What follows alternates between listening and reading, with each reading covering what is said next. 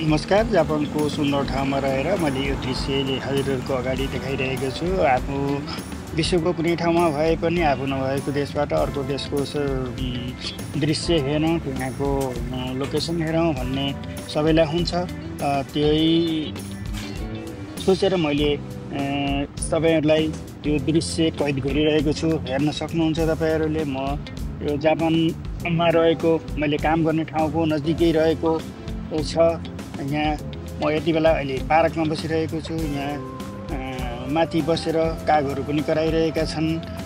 यो दृश्य हजुरहरूकै लागि हो, हेर्नुहोला। यहाँ मैले धेरै चिजहरू देखाइरहेको छु, त्यो तपाईँहरूले हेरेर नि अवलोकन गर्न सक्नुहुन्छ भन्दै हस्त धन्यवाद।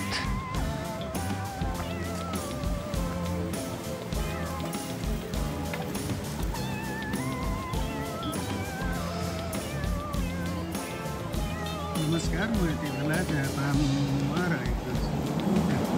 तपाईँहरूलाई मैले यहाँको ट्रेन स्टेसन रेलवे देखाइरहेको छु।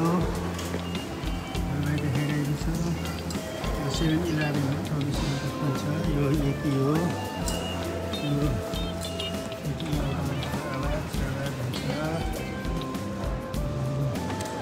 यतातिर कफी सप छ।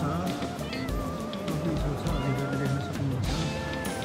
नेपालमा रहेर पनि जापानको ठाउँ कस्तो होला भन्ने सबैलाई मनमा उत्सुकता हुन्छ।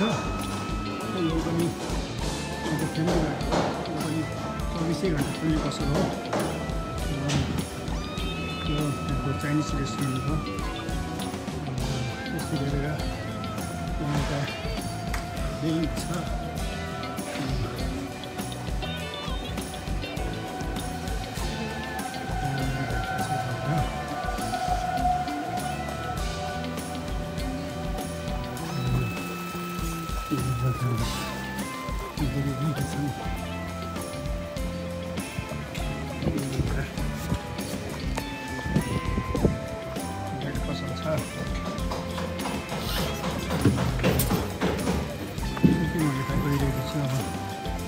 रेलवे स्टेसन हुँदैछ। रेलवे स्टेसन एउटा जापानिज दोकान छ। हजुरहरूले मौसम राम्रो छ यहाँको। एउटा जापानिज छाता उडेर गइरहनु भएको छ।